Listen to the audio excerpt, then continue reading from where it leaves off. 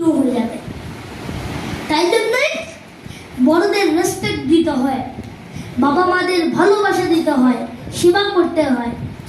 তাহলে লোকরা দেখে আপনাকে ধন্য হয়ে যাবে, তারা ধন্য হয়ে যাবে। এবার যেটা আমি বলবো একটা দীক্ষার কথা।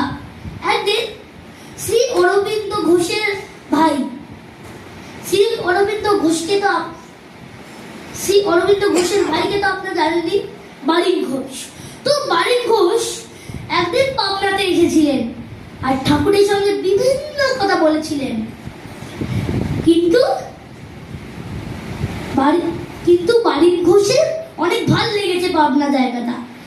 তারপর আন্দামান নিকোবর আইল্যান্ডসে এসে অনেক কিছু লিখেছেন পাবনা গ্রামের লিখে।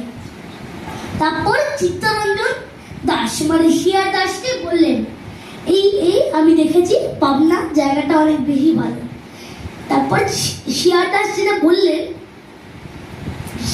শিয়া দাস বললেন যে আমি ওই জায়গাটা নিশ্চয়ই ঘুরবো। তারপর একদিন শিয়া দাস ঠাকুরের জায়গায় এলেন পাবনাতে এসে ঠাকুরকে বললেন, কলকাতায় এসে। তারপর ঠাকুরের সামনে অনেক কথা বললেন, ঠাকুরকে বললেন যে আপনি কি আমাকে দীক্ষা দিতে পারেন? তারপর ঠাকুর বললেন, যা আমার মায়ের কাছে দীক্ষা নে। তারপর শিয়া দাস শ্রী শ্রী ঠাকুরের মায়ের কাছে গেল।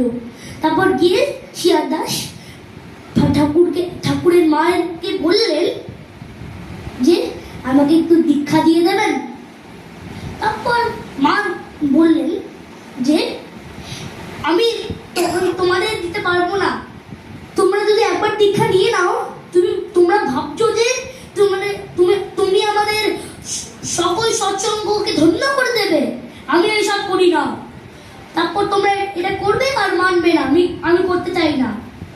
তারপর শিয়া দাস বললেন, আমি যেখানে মাথা নোয়া করি সেখান থেকে আর মাথা আমি যেখানে মাথা নত করি না, আর যেখানে নেই মাথা নত করি সেখান থেকে আর মাথা তুলি না।